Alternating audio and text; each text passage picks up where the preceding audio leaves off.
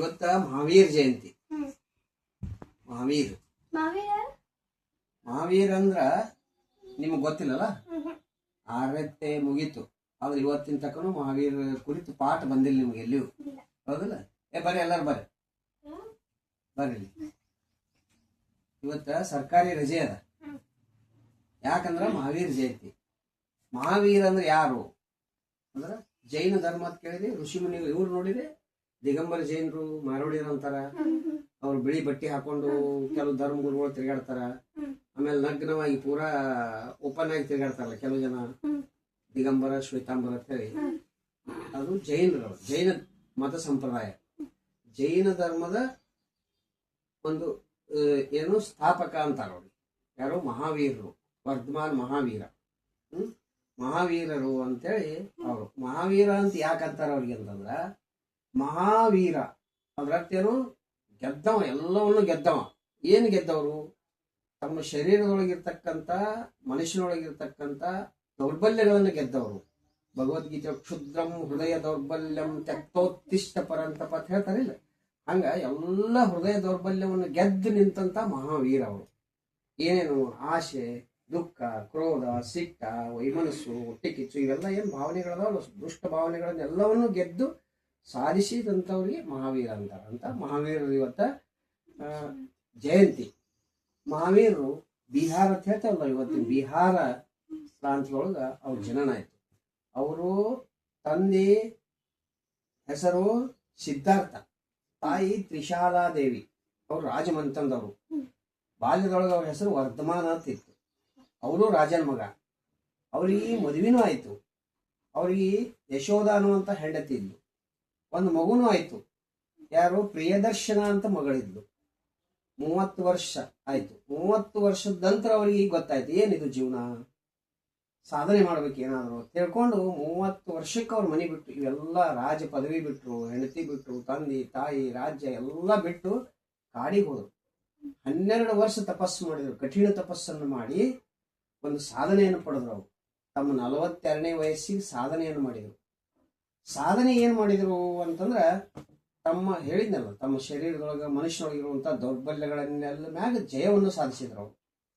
ಅವರು ಕೆಲವೊಂದಿಷ್ಟು ಬೋಧನೆಗಳನ್ನು ಜಗತ್ತಿಗೆ ಕೊಟ್ಟರು. ಬೋಧನೆ ಅಂದ್ರೆ ಬರೀ ಮಾತಾಡೋದಲ್ಲ, ಹಂಗ ಬದುಕಿದ್ರು ಅವರು. ಏನು ಬೋಧನೆ? ಅಹಿಂಸೆ. ಪ್ರತಿ ಜೀವಿಯಲ್ಲಿಯೂ ಸಹಿತ ಹಿಂಸಾ ಭಾವ ತಾಳಬಾರ್ದು. ಪ್ರತಿ ಜೀವಿ ಮ್ಯಾಗ ದಯ ಇರಬೇಕು. ಬಸವಣ್ಣರು ದಯ ಬೇಕು ಶರಣಂಗೆ ಸಕಲ ಪ್ರಾಣಿಗಳೆಲ್ಲರಲ್ಲಿ ದಯವಿಲ್ಲದ ಧರ್ಮ ಯಾವುದೇ ಅಂತ. ಹಂಗ ಪ್ರತಿ ಜೀವಿಗಳ ಮ್ಯಾಗ ದಯ ಇರಬೇಕು. ಅದೇ ಅಹಿಂಸೆ ಅಂತ ಶ್ರೇಷ್ಠವಾದ ಧರ್ಮ. ಅಹಿಂಸಾ ಪರಮೋ ಧರ್ಮ. ಅದರದ್ದು ಜೈನ ಧರ್ಮದ ಮಹಾನ್ ಮೂಲ ಮಂತ್ರ ಅಂದ್ರೆ ಅಹಿಂಸಾ ಪರಮೋ ಧರ್ಮ. ಪ್ರತಿ ಜೀವಿಗಳ ಮ್ಯಾಗ ಅಹಿಂಸೆಯಿಂದ ತಾಳ್ಬೇಕು, ದಯೆಯಿಂದ ಇರಬೇಕು. ಆಮೇಲೆ ಪಂಚ ಮಹಾವ್ರತಗಳು ಅಂತ ಪಾಲಿಸಿದ್ರು ಅವರು. ಏನೇನಂದ್ರ ಸತ್ಯ, ಸತ್ಯವನ್ನೇ ನುಡಿಯಬೇಕು. ಅಹಿಂಸೆಯಿಂದ ಬದುಕಬೇಕು. ಆಸ್ತೇಯ, ಆಸ್ತೇಯ ಅಂದ್ರ ಯಾರ್ದೋ ವಸ್ತುವನ್ನು ಕಳುವು ಮಾಡಬಾರ್ದು. ನಮಗೆ ಸಂಬಂಧಪಟ್ಟಾರ ವಸ್ತುಗಳನ್ನು ತುಡುಗು ಮಾಡಬಾರ್ದು. ನಮಗೇನು ಭಗವಂತ ಕೊಡ್ತಾನೆ ಅದು ಮಾತ್ರ ನಾವು ಮಾಡಬೇಕು, ಅದನ್ನು ಮಾಡಬಾರ್ದು. ಅಪರಿಗ್ರಹ, ಅನಾವಶ್ಯಕವಾಗಿ ತನ್ ಸಂಗ್ರಹ ಮಾಡಿಡಬಾರ್ದು. ಈ ಕೆಲವು ರಾಜಕಾರಣಿಗಳು ಮನೆಗೆಲ್ಲ ರೊಕ್ಕ ಹೊಡ್ತಾರ, ಸರ್ಕಾರ ಲೂಟಿ ಮಾಡ್ತಾರ.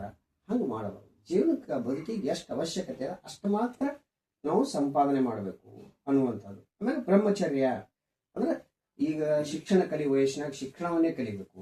ಸಾಧನೆ ಮಾಡುವ ವಯಸ್ಸಿನಾಗ ಸಾಧನೆಯನ್ನೇ ಮಾಡಬೇಕು. ಬ್ರಹ್ಮನ ಆರಾಧನೆ ಮಾಡುವಂತ ಸಮಯದಲ್ಲಿ ದೇವರನ್ನ ಆರಾಧನೆ ಮಾಡ್ಬೇಕು. ಯಾವ್ಯಾವ ಸಮಯದಾಗ ಏನೇನು ಮಾಡ್ಬೇಕು ಅದನ್ನೇ ಮಾಡ್ಬೇಕು. ಅದನ್ನ ಬ್ರಹ್ಮಚರ್ಯ ಅಂತಾರೆ. ಆಮೇಲೆ ತ್ರಿರತ್ನಗಳ ಬಗ್ಗೆ ಬಹಳ ಮಹತ್ವದ ಹೇಳ್ತಾರೆ ಅವ್ರು. ಏನಂದ್ರ ಸರಿಯಾದ ತಿಳುವಳಿಕೆ, ಸಮ್ಯಕ್ ಏನು ಸಮ್ಯಕ್ ದರ್ಶನ. ಯಾವುದೇ ತಿಳ್ಕೊಬೇಕಾದ್ರೂ ಸರಿಯಾಗಿ ತಿಳ್ಕೊಬೇಕು, ಪರ್ಫೆಕ್ಟ್ ತಿಳ್ಕೊಬೇಕು. ಅರ್ಧಮರ್ಧ ತಿಳ್ಕೊಬೇಕು. ಭಯೋತ್ಪಾದಕರು ಇಸ್ಲಾಂ ಹೆಸರುವಾಗ ಭಯೋತ್ಪಾದನೆ ಮಾಡ್ತಾರಲ್ಲ, ಯಾರಿಗೆ ಬೇಕಾದ್ರೆ ಬಾಂಬ್ ಹಾಕುದು, ಗುಂಡು ಹಾಕುದು, ಸುಮ್ಸುನೆ ಅರ್ಧಮರ್ಧ ತಿಳಿದಿರ್ತಾವ, ನಾಲೇಜ್ ಇರಲ್ಲ. ಹಂಗ ಅರ್ಧಮರ್ಧ ತಿಳ್ಕೊಂಡ್ರೆ ಅಪಾಯ. ಸಮ್ಯಕ್ ಜ್ಞಾನ ತಿಳ್ಕೊಬೇಕು. ಆಮೇಲೆ ಸರಿಯಾದ ಜ್ಞಾನ, ಸಮ್ಯಕ್ ಜ್ಞಾನ ಇರಬೇಕು. ಸರಿಯಾದ ನಂಬಿಕೆ ಇರಬೇಕು. ಯಾವುದೇ ಒಂದು ವಸ್ತುವಿನ ಮ್ಯಾಗ, ಯಾವುದೇ ಒಂದು ವ್ಯಕ್ತಿ ಮ್ಯಾಗ, ದೇವರ ಮ್ಯಾಗ, ಪ್ರಕೃತಿ ಮ್ಯಾಗ, ನಿಸರ್ಗದ ಮ್ಯಾಗ ನಮ್ಗ ನಂಬಿಕೆ ಇರಬೇಕು. ಆಮೇಲೆ ಸರಿಯಾದ ನಡವಳಿಕೆ ಇರಬೇಕು. ನಮ್ಮ ನಡವಳಿಕೆ ಸರಿಯಾಗಿರ್ಬೇಕು. ಅಂದ್ರೆ ಒಳಗೊಂದು ಹೊರಗೊಂದು ಹೊತ್ತಾರಲ್ಲ, ಹಂಗಿರಬಾರ್ದು. ನಾವ್ ಏನ್ ಮಾತಾಡ್ತೀವಿ ಹಂಗೆ ಬದುಕಲಾಕ ಪ್ರಯತ್ನ ಪಡ್ಬೇಕು. ನಾವು ಹೆಂಗ್ ಬದುಕ್ತೀವಿ ಹಂಗೆ ಮಾತಾಡ್ಬೇಕು. ಒಬ್ಬರ ಮುಂದೊಂದು ಈ ತರ ಇರಬಾರ್ದು. ನಮ್ಮ ಬದುಕ ಸರಿಯಾಗಿರ್ಬೇಕು, ಒಳ್ಳೆ ನಡವಳಿಕೆಯಿಂದ ನಾವು ಇರಬೇಕು. ಅದಕ್ಕೆ ಏನಂತಾರ ಆ ರೀತಿ ವಿಚಾರವನ್ನು ಹೇಳಿದರು. ಮುಂದೆ ಸ್ವಾದ್ವಾದ ಅಂದ್ರೆ ಅನೇಕಾಂತವಾದ ಅಂತ ಒಂದು ಪ್ರಸಿದ್ಧ ವಿಚಾರ ಬರ್ತದಲ್ಲಿ. ಏನಂದ್ರೆ ಜಗತ್ತಿನಾಗಿರುವಂತ ಎಲ್ಲ ನಂಬಿಕೆಗಳು, ಎಲ್ಲಾ ವಿಚಾರಧಾರೆಗಳು ದೇವರ ಕಡೆನೆ ಹೋಗ್ತಾವ. ಸ್ವಾಮಿ ವಿವೇಕಾನಂದ ಹೇಳಿದ್ರಲ್ಲ, ಜಗತ್ತಿನಾಗ ಯಾರ್ಯಾರು ಏನೇನು ನಂಬ್ಕೊಂಡು ಹೋಗ್ತಾರ ಅವೆಲ್ಲ ಭಗವಂತನ ಮೇಲೆ ಹೋಗ್ಲಕ್ಕ 100 ಮಾರ್ಗಗಳದಾವ. ನಿನ್ನ ಮಾರ್ಗವು ಸರಿ, ನಿನ್ನ ಮಾರ್ಗವು ಸರಿ, ನಿನ್ನ ಮಾರ್ಗವು ಸರಿ. ಒಬ್ಬರೊಬ್ಬರು ಗೌರವಿಸ್ಬೇಕು, ಒಬ್ಬರೊಬ್ಬರ ಭಾವನೆಗಳನ್ನು ಗೌರವಿಸ್ಬೇಕು, ಒಬ್ಬರೊಬ್ಬರ ನಂಬಿಕೆಗಳನ್ನು ಗೌರವಿಸ್ಬೇಕು. ಸನಾತನ ಹಿಂದೂ ಧರ್ಮದೊಳಗ ಶ್ರೇಷ್ಠ ಯಾಕಂತೇವ ಅಂದ್ರೆ ನಾವು ಎಲ್ಲರನ್ನೂ ಗೌರವಿಸ್ತೇವೆ. ನಂದೇ ಧರ್ಮ ಶ್ರೇಷ್ಠ, ಇಸ್ಲಾಂ ಹೇಳ್ತಾರಲ್ಲ ನಂದೇ ಶ್ರೇಷ್ಠ, ಉಳಿದವ್ರನ್ನೆಲ್ಲ ಕೊಲ್ಲಬೇಕು, ಉಳಿದವ್ರನ್ನ ಸಾಯಬೇಕು, ಹಾಯ್ ಹೊಡಿಬೇಕಂತ. ಆ ಥರದ ಕೆಟ್ಟ ಭಾವನೆ ಅಲ್ಲ, ಎಲ್ಲರ ಭಾವನೆಗಳನ್ನು ಗೌರವಿಸುವಂತ ಒಂದು ಅನೇಕಾಂತವಾದ ಅಂತ ಅದನ್ನ ಹೇಳಿದ್ರು ಅವರು. ಕರ್ಮ ಸಿದ್ಧಾಂತ ಅಂದ್ರೆ ನಾವು ಸರಿಯಾಗಿ ಸ್ಟೂಡೆಂಟ್ ಅದೇವಿ, ಚಂದಾಗಿ ಓದಿ ಸರಿಯಾಗಿ ಓದಿ ಏನಾರ ಸಾಧನೆ ಮಾಡಿದ್ರ ಒಳ್ಳೆಯವ್ರು ಆಗ್ತೇವೆ. ನಾವು ಓದ್ಲಾರೆ ಬಿಡ್ಲಾರೆ ಸುಮ್ಮನೆ ಅಕಾಡಿ ಟಿಕೆಟ್ ಮೊಬೈಲ್ ತಿಕ್ ಹಿಂಗೆ ಮಾಡಿ ಟೈಮ್ ಪಾಸ್ ಮಾಡಿದೆವು ಅಂದ್ರೆ ಆಗುದಿಲ್ಲ. ಅಂದ್ರೆ ನಮ್ಮ ಕರ್ಮ, ನಮ್ಮ ಸಾಧನೆ ನಾವೇ ಹೊಣೆಗಾರರು, ಮತ್ತೊಬ್ಬರ ಹೊಣೆಗಾರ ಅಲ್ಲ. ಅದಕ್ಕೆ ನಮ್ಮ ಕರ್ಮ, ನಮ್ಮ ಕೆಲಸ ನಾವೇ ಮಾಡಬೇಕು. ನಮ್ಗೆ ನಾವೇ ಕಾರಣ, ಮತ್ತೊಬ್ಬರ ಕಾರಣ ಆಗುದಿಲ್ಲ. ಅದಕ್ಕೆ ಕರ್ಮ ಸಿದ್ಧಾಂತ ಬಗ್ಗೆ ಹೇಳಿದ್ರು. ಅಂದ್ರೆ ಸಮಾನತೆ, ಎಲ್ಲದರಲ್ಲೂ ಸಮಾನ ಭಾವವನ್ನು ಕಾಣೋದು, ಜಾತಿ ಭೇದ ಮಾಡೋದಿಲ್ಲ, ಲಿಂಗ ಭೇದ ಮಾಡೋದಿಲ್ಲ, ಎಲ್ಲರನ್ನೂ ಸಮಾನವಾಗಿ ನೋಡ್ಕೊಳ್ತವಂತ ಒಂದು ಮನಸ್ಥಿತಿ ಇರಬೇಕು. ಇಂಥ ಒಂದು ಅಮೂಲ್ಯವಾದಂಥ ವಿಚಾರಗಳನ್ನು ಮಹಾವೀರ ಜಗತ್ತಿಗೆ ಹೇಳಿದರು. ಇವತ್ತು ಎಲ್ಲಾ ಧರ್ಮದ ಭಾವನೆಗಳನ್ನು, ವಿಚಾರಗಳನ್ನು ತಗೊಂಡ್ರೆ ಈ ಮೂಲಭೂತ ವಿಚಾರಗಳೇ ಅಲ್ಲದಾವು. ನಮ್ಮ ಋಷಿ ಮುನಿಗಳು ಸಾವಿರಾರು ವರ್ಷಗಳ ಹಿಂದೆ ಉಪನಿಷತ್ತು ನಾವು ನೋಡಿದೆವಲ್ಲ, ಉಪನಿಷತ್ತಿನೊಳಗೆ ಏನು ವಿಚಾರಧಾರೆಗಳನ್ನು ಹೇಳ್ಯಾರಲ್ಲ, ಅವೆಲ್ಲ ವಿಚಾರಧಾರೆಗಳು. ಇವರು ಒಬ್ಬ ಮಹಾ ಋಷಿನೇ. ಮನುಕುಲಕ್ಕ ಇವರ ವಿಚಾರಧಾರೆಯಲ್ಲಿ ನಡೀತಕ್ಕಂಥ ಒಂದು ಜಗತ್ತಿನೊಳಗೆ ಮಹಾ ಸಮುದಾಯ ಅಂತ ಐತಿ. ಅವರು ಸನಾತನ ಹಿಂದೂ ಭಾಗನೇ.